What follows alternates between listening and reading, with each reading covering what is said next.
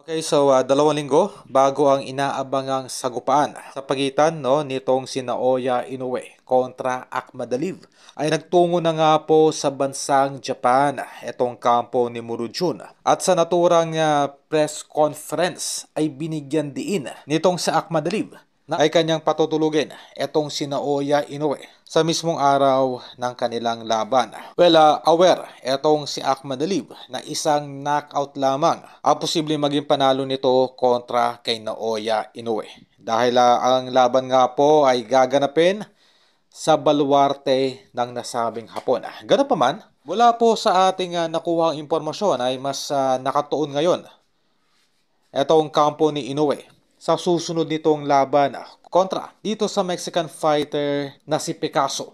At ito ay susundan ng laban kontra sa former 3 Division Champion John Riel Casimero. Well, keep in mind po na sa ilalim na ngayon ng kabeda itong si Cuadro Alas, na kung saan ay sa naturang 3-fight contract itong si Alas kontra Akhmadaliev sa ilalim ng Kameda Promotion ay magkakaroon ito ng 3 laban sa bansang Japan. At ang huling laban nga po ni Cuadro Alas ay kontra nga po dito kay Naoya Inoue.